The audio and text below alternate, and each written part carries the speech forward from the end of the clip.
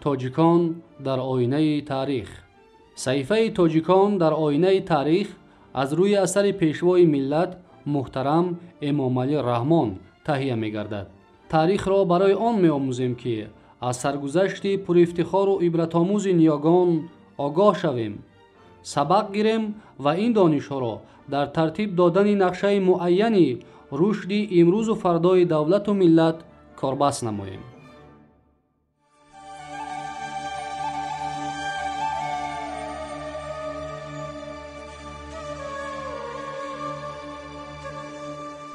ادامه صحیفه توجیکان در آینه تاریخ در موضوع نخستین قاموسنامه نیاگان.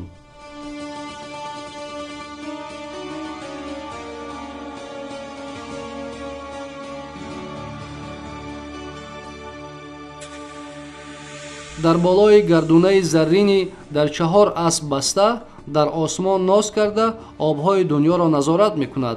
در تن لباسهای زرین، گردنبند و دستمانه و موزه های زرین، گوشواره های زرینی 4 گوشه دارد. اناهید یکی از فرشته های بسیار قدیم و معروف در آیین مزدایسنا می باشد. چطوری که معلوم است در آیین مزدایسنا 4 عنصر طبیعت آب، خاک، آتش و هوا را مقدس می حسابند و هر یک عنصر فرشته دارد. در سراسر قلمرو مشخصی آریایی ها از قدیم تا حضور اسلام معبدهای این فرشته عمل میکردند. اناهید در میان یونانیان به نام ارتمیس و ریمیان دانا مورد پرستش قرار داشت. اناهید را در سوق، خوارزم و باختر نانا میگفتند. نانا معنای مادر را دارد.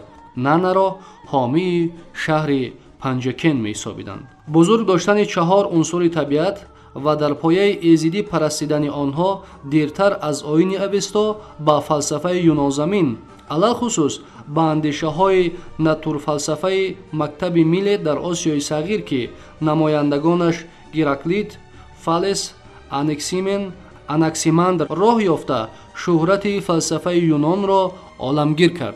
از سر موضوع دور نرفته آوردن به مورد است که در تعلیمات زردشتی مکروه ساختن هر کدام از عنصرهای مقدس آتش، خاک، آب و هوا گناه عظیمترین به شمار می رفت.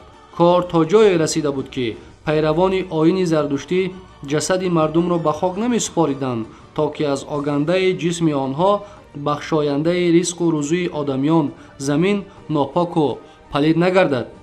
یا خود زردشتیان هنگام ادای طاعت و عبادت دهانشان را با متاع مخصوص پناه می‌بستند تا که از نفس آنها آتش مقدس و هوای گوارا و معطر آتشکده افلاس نگردد. هوای آتشکده را باشد همیشه با کافور، بخور، هزار اسپند و دیگر گیاهای خوشبوی پاکیزه و فارم می‌داشتند. همین طریق عناصر 4گانه هر کدام به خود آلیه‌ای داشت که ستایش و نیایش آنها از واجبات پیروان آیین زردشتی بوده. هر کدام آنها چون ایزید عالی تبار پرستیده می شد.